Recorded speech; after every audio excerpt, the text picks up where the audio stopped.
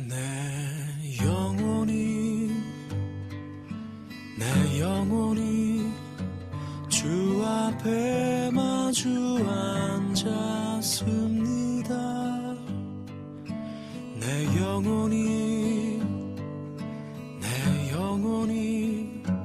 주 앞에 마주 앉았습니다. 철로역정 시리즈 15번째 시간입니다. 영적 무장의 축복이라는 주제로 함께 은혜를 갖도록 하겠습니다. 에베소서 6장 10절에서 13절의 내용을 보시면 하나님의 전신갑주를 입으라 라고 말씀하고 있습니다. 이 내용의 시작은 사실상 에베소서 5장 22절부터 시작이 됐는데요. 22절부터 시작되는 교훈의 주제가 뭐냐? 그것은 바로 한마디로 가정입니다. 에베소서 5장 22절에 아내들이여 라고 이렇게 시작이 됩니다. 그러면서 25절을 보면 남편들아 라고 이어집니다. 성경은 남편을 부르기 전에 아내를 먼저 불러 교훈하고 있습니다. 하와가 먼저 범죄하였기 때문에 여성에게 먼저 이야기했다는 해석도 있긴 하지만 그것보다는 사람과 사람의 관계적인 측면에서 남자보다는 여자가 더 효율적이고 적극적입니다. 그래서 여성을 우선적으로 앞세운 것이 아닌가 이렇게 생각을 하는 또 해석하는 분들이 많이 있습니다. 그리고 6장 1절에서도 자녀들아, 4절에는 아비들아 이렇게 부르고 있습니다. 그러면서 5절에는 당시 가정사역을 돕고 있던 이들을 향해 종들아 라고 불렀고 9절에는 상전들아 라고 부릅니다. 이로써 모두가 각자 자신의 위치에서 가정을 지키기 위한 교훈을 전달하고 있음을 오늘 우리에게 말씀하고 있습니다. 오늘날 가정이 점점점 무너져 내리고 있습니다. 우리가 살고 있는 이 시대를 포스트 모던 시대라고 부릅니다. 포스트 모던 시대를 규정하는 두 개의 단어가 있죠. 파괴와 해체입니다. 모던 시대까지 굳게 유지되었던 많은 가치와 제도들이 오늘날 파괴되고 해체되고 있습니다. 그 중에 가장 주목할 만한 파괴와 해체가 바로 우리의 가정에서 일어나고 있습니다. 성경은 가정 파괴와 해체의 원인을 단순히 심리적이고 도덕적인 원인이 아니라 영적인 원인에서 찾고 있습니다. 에베소서 6장 12절에도 사도 바울은 오래전 이미 일어나기 시작한 가정 파괴와 해체를 근본 원인을 영적인 씨름, 더 정확하게 묘사한다면 영적 전쟁에서 찾고 있습니다. 우리의 씨름은 혈과 육을 상대하는 것이 아니요 통치자들과 권세들과 이 어둠의 세상 주관자들과 하늘에 있는 악의 영들을 상대함이라 라고 얘기하고 있습니다. 따라서 이 싸움에서 승리하고 가정을 지켜내기 위해서는 영적 무장이 반드시 필요하다는 사실입니다. 13절에 그러므로 하나님의 전신갑주를 취하라. 이는 악한 날에 너희가 능히 대적하고 모든 일을 행한 후에 서기 위함이다 라고 말씀하고 있습니다. 바울은 14절 이하의 고대 무사들이 전쟁에서 살아남고 자신을 지키기 위해 필요했던 무장들에 대해 구체적으로 열거하고 있습니다. 철로역정을 보면 주인공 순례자 크리스천이 고난의 산을 넘어 아름다운 집에 들어가는 장면이 나옵니다. 아름다운 집에는 3개의 방이 있었습니다. 첫째 방은 평화의 방, 둘째 방은 서재, 셋째 방은 무기고였습니다. 이것은 영적 무장이 없이는 순례길을 갈 수 없다는 교훈을 보여주고 있습니다. 순례자 크리스천은 아름다운 집에서 머리로부터 발끝까지 무장한 후 다시 순례길을 나서게 되었습니다. 그렇다면 인생의 순례길에 영적 무장이 필요한 이유가 무엇일까요? 첫 번째, 마귀의 관계를 능히 대적하기 위해서입니다. 에베소서 6장 11절을 보시면 마귀의 관계를 능히 대적하기 위하여 하나님의 전신갑주를 입으라. 영적 싸움에서 승리하고 가정을 지키기 위해서는 가정의 파괴와 해체를 노리는 마귀의 존재를 인정해야 됩니다. 인류 역사에서 17세기와 18세기를 가리켜서 계몽주의 시대라고 불렀습니다. 계몽주의 시대에 들어서서 일어난 현저한 변화 중에 하나는 그 전까지는 인류가 보편적으로 인정하던 초자연적 세상과 초자연적인 존재를 부인하게 된 것입니다. 그 전까지는 사람들은 비록 눈에 보이지 않지만 초자연적 세상이 존재하고 그곳에 초자연적인 존재들인 신과 천사 및 악마가 존재한다고 믿어왔습니다. 그러나 계몽주의가 발전시킨 이성과 과학을 근거로 이성으로 검증되지 않고 과학적으로 성찰되지 않는 세상은 존재하지 않는다고 믿기 시작한 것입니다. 그리고 이성과 과학으로 인류는 이 땅에 유토피아를 건설할 수 있다고 믿어왔습니다. 그러나 19세기를 넘어서서 인류는 소위 그들이 발전시킨 이성과 과학으로 1차, 2차 세계대전을 일으켜서 지구를 재앙의 땅으로 만들었습니다. 그 후에야 비로소 이성과 과학이 전부가 아님을 깨닫고 세계관의 변화를 갖기 시작했습니다. 그 변화 중에 하나가 20세기에 들어서면서 많은 사람들이 보이지 않는 신과 악마의 존재를 다시 인정하게 된 것입니다. 결국 우리 안에 있는 악마성을 극복하지 않고는 더 나은 세상을 만들 수 없음을 깨닫게 된 것이죠. 이것이 19세기 말에 시작되어 20세기 그리고 21세기까지 지속되고 있는 세계적인 영적 부흥 대각성 운동의 원인이 되었습니다. 에베소서 6장 11절에 보시면 마귀라는 단어는 본래 헬라의 원문에 보시면 디아볼로스라고 나와 있습니다. 디아볼로스는 디아 사이에 볼로스 던지다 두 단어의 합성으로서 관계 사이를 파고 들어가 파괴시킨다 라는 뜻을 가지고 있습니다. 어떤 사람은 이 디아볼로스를 참소자, 이간질 시킨 사람 이렇게 번역되어 부르기도 합니다. 누가 부부 사이를 파괴하고 부모와 자녀 사이를 해체시키고 있는지 잘 생각해 보시기 바랍니다. 마귀가 그렇게 하고 있다는 거죠. 마귀는 우리 안에 내재한 부패성을 이용하여서 우리 삶의 근간을 파괴하고 있습니다. 영적 존재인 마귀의 관계를 대적하기 위해서는 단순히 심리적이거나 도덕적인 무장만으로는 어렵습니다. 이것이 영적 무장이 필요한 이유입니다. 순례길에 영적 무장이 필요한 이유 두 번째는 주의 힘으로만 마귀를 대적할 수 있기 때문에 그렇습니다. 에베소서 6장 10절에 보면 끝으로 너희가 주 안에서와 그의 힘의 능력으로 강건하여지고 라고 말씀하고 있는데요. 영적 존재인 마귀를 대적하기 위해서는 우리에게 필요한 준비는 무엇일까요? 사도 바울은 우리가 주 안에서 굳게 서서 주의 힘의 능력으로 먼저 강건해져야 된다라고 말씀하고 있습니다. 마귀는 적어도 여러 면에서 인간을 능가하는 존재입니다. 어떤 신학자는 마귀에게는 여러 박사학위를 수여할 만하다라고 말하기도 합니다. 마귀는 인간의 심리를 간파하고 우리의 마음속에 교묘하게 역사합니다.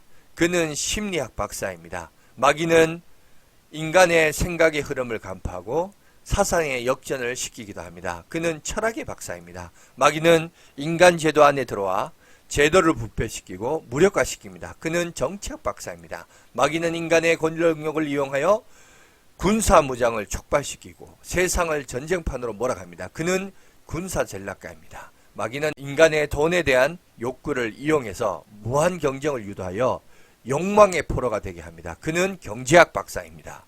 11절에서 마귀의 관계라고 용어를 사용하고 있다는 점을 주목하십시오. 관계란 본래 메소데이아라고 불리는데 여기서 영어 단어는 메소드라는 단어가 나왔습니다. 마귀는 온갖 방법들을 자유자재로 사용하면서 우리 인생에 개입하는 관계를 사용합니다. 창세기의 증언에 따르면 마귀는 처음부터 간교한 자였습니다. 뿐만 아니라 에베소서 6장 12절에서 볼 수 있듯이 마귀는 잘 조직된 거대하고 체계적인 질서를 가지고 움직이고 있습니다. 우리의 씨름은 혈과 육을 상대하는 것이 아니요 통치자들과 권세들과 이 어둠의 세상 주관자들과 하늘에 있는 악의 영들을 상대함이라.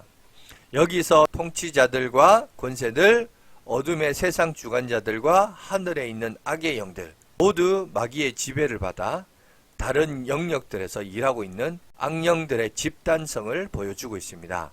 세상 통치에 관여하여 일하는 영들, 거대한 자연적 권세들의 배후에서 일하는 영들, 세상에서 벌어지는 온갖 지배자들의 선동하여 어둠에 속한 일들을 일으키는 영들, 그리고 세상을 벗어나 하늘의 영역에서 일하는 영들을 가리키는 것입니다. 그들은 일종의 거대한 군대 조직처럼 하늘과 땅에서 움직이고 있습니다. 그런 영들의 조직을 일개 신자가 스스로의 힘으로 싸워 이기기란 불가능합니다. 그래서 에베소서 6장 12절 이하를 유진 피터슨 목사님의 메시지는 이렇게 전하고 있습니다.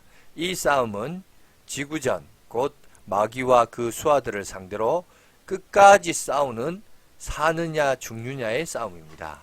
단단히 준비하십시오. 여러분은 지금 혼자 힘으로 다루기에는 벅찬 상대를 맞이하고 있습니다. 그럼에도 불구하고 우리가 기억해야 할 좋은 소식이 있습니다. 마귀는 많은 정보를 가지고 활동하고 있지만 결코 전지한 존재는 아니라는 것이죠. 마귀는 인간보다 더 큰 능력을 가지고 활동하고 있지만 결코 전능한 존재는 아닌 것입니다. 오직 우리 주 하나님과 그분의 아들 예수 그리스도만이 전지전능하십니다. 그러므로 우리가 주님 안에만 거한다면, 그리고 주님의 능력을 의지한다면 마귀나 마귀가 부리는 악의 영들을 두려워할 필요가 전혀 없습니다. 성경은 주 안에서와 그의 힘의 능력으로 강건하여지고라고 우리에게 분명히 말씀하고 있습니다. 순례길에 영적 무장이 필요한 이유는, 세 번째, 영적 무장은 영적 전쟁을 준비하는 첫 단계이기 때문에 그렇습니다. 준비되지 않거나 무장하지 않는 군사들은 전쟁에서 승전을 기대할 수 없습니다. 그래서 사도 바울은 이제부터 펼쳐지는 영적 전쟁에서 승리하기 위해서 먼저 영적 무장을 지시합니다. 하나님의 전신갑주를 취하라. 그리고 이어서 14절 이하에서 보면 영적 무장의 실제를 제시합니다. 내용을 잘 살펴보면 방어 무기가 5개, 공격 무기가 2개입니다. 첫 번째 방어 무기는 진리의 허리띠입니다. 허리띠는 자세를 잡아주죠. 허리띠가 제대로 되어야 힘을 받습니다. 서서 진리로 너의 허리띠를 띠고, 진리를 믿고 진실한 자세로 서는 것이 제일 먼저 우선이 된다라는 말씀이죠. 둘째 방어 무기는 의의 흉배 혹은 호심경입니다. 우리의 가슴을 보호하기 위해서는 그리스도의 의로 무장해야 됩니다. 셋째 방어 무기는 평안의 복음의 신입니다. 신발이 편해야 잘 걷고 뛸 수 있습니다. 평안의 복음의 신을 신고 언제 어디든 갈 준비가 되어 있어야 됩니다. 넷째 방어 무기는 믿음의 방패입니다. 하나님을 향한 굳건한 신뢰만이 악한 자가 쏘는 불화살을 막을 수 있습니다. 다섯 번째 무기는 구원의 투구입니다. 우리는 우리의 생존에 치명적인 두뇌를 보호하기 위한 것입니다. 구원의 확신과 소망이야말로 우리가 지키는 가장 강력한 무장입니다. 이어서 사도 바울은 2개의 중요한 공격 무기를 열거합니다. 그것은 한마디로 말하자면 말씀과 기도입니다. 영적 전쟁은 말씀과 기도 없이는 결코 승산 없는 싸움입니다. 사도 바울은 말씀을 가리켜 성령의 검이라고 말하고 있습니다. 우리가 하나님의 말씀을 가까이 하고 말씀 묵상하고 말씀으로 무장하고 있을 때 성령께서 내 안에서 있는 말씀으로 마귀를 제압하고 승리하게 하십니다. 그러나 말씀만으로는 아직 무장이 끝난 것이 아닙니다. 모든 기도가 필요합니다. 에베소서 6장 18절에 보시면 모든 기도와 간구를 하되 항상 성령 안에서 기도하고 이를 위하여 깨어 구하기를 항상 힘쓰며 여러 성도를 위하여 구하라 라고 말씀하고 있습니다. 한 구절에 영어로는 all, 히라보로는 파스, 판타라는 단어가 무려 5번이나 나옵니다. 모든 기도, 모든 간구, 항상, 모든 때, 이 항상 모든 때는 2번 나옵니다. 그 다음에 모든 성도가 다 그것입니다. 기도는 마귀를 제압하는 전방위 압박 무기라고 할 수 있습니다. 유진 피터스는 이 구절을 메시지라는 책에서 다음과 같이 적고 있습니다. 하나님의 말씀이야말로 없어서는 안 될 무기입니다. 마찬가지로 계속되는 이 전쟁에서 기도는 필수입니다.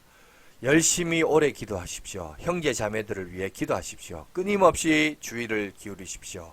서로 기운을 북돋아 주어 아무도 뒤처지거나 낙오하는 사람이 없게 하십시오. 철로역정을 보면 아름다운 집의 무기고에서 하나님의 전신갑주로 무장한 순례자 크리스천은 당당하게 새 힘을 얻고 순례의 길로 나아갑니다. 우리의 지상 순례 여정에는 두 개의 아름다운 집이 있습니다. 교회와 바로 가정입니다. 교회를 통해 영적 무장을 제대로 한 가정만이 마귀의 공격을 견뎌낼 수 있습니다. 교회가 베푸는 가장 큰 축복은 영적 무장을 제공해 주는 것입니다. 우리 모두가 이 혜택을 제대로 누리기를 기도합니다. 주일 예배만으로 여러분 부족해요. 각종 교회에서의 교육과 여러분 훈련과 또 제자 훈련과 그런 과정들 여러분 영적 무장에 기회 드립니다. 이제 영적 무장을 통해서 그리스도의 강한 군사로 일어나시기를 간절히 바랍니다. 예수님의 이름으로 일어서십시오. 우리를 기다리고 있는 골짜기로 나아가시기를 바랍니다. 원수가 다가와도 결코 쓰러지지 않을 것입니다. 늘 믿음 안에서 승리하며 나가는 저와 여러분들이 되시기를 간절히 바라겠습니다. 오늘은 여기까지 하겠습니다. 감사합니다.